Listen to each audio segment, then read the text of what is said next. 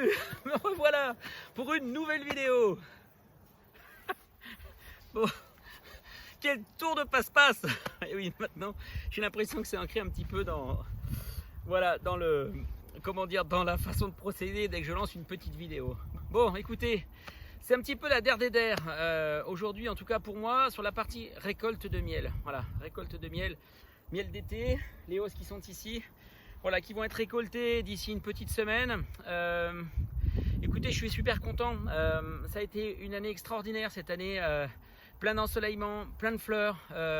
Une chance pour l'apiculteur et je pense qu'on est ravis, en tout cas sur l'Auvergne, je ne suis pas le seul dans ce cas-là, hein. Tout le monde a fait un peu de miel et voilà, c'est un petit peu le résultat du travail accompli depuis l'année dernière, puisqu'on anticipe tous les ans pour l'année d'après pour récolter, et ça fait plaisir de voir que ces hausses, elles sont pleines de miel.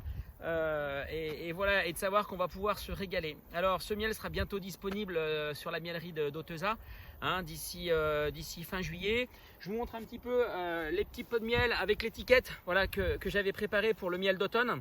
Voilà, on n'est pas sur les mêmes fleurs bien entendu, les fleurs de printemps pardon, ne sont pas les mêmes que les fleurs d'été, voilà, donc un miel différent.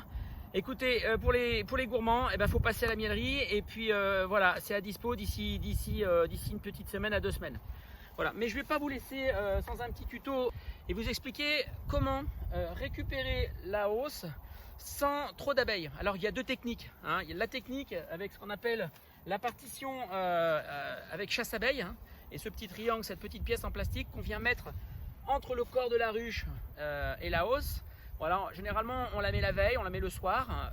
Les abeilles en fin de soirée vont redescendre par le trou du nourrisseur qui est ici et elles vont ressortir sur les extrémités à cet endroit-là pour reformer en fait la grappe qui est là. Et quand on vient récupérer la hausse le lendemain, il n'y a quasiment plus d'abeilles. Donc ça c'est plutôt pratique. Mais il y a un inconvénient quand même. Si vous vous retrouvez avec un rucher à 10, 15 ou 20 km de votre miellerie, ça veut dire quoi? Ça veut dire qu'il faut faire un déplacement la veille, il faut faire un déplacement le lendemain. Voilà, donc en termes de gasoil, c'est pas forcément très écolo tout ça.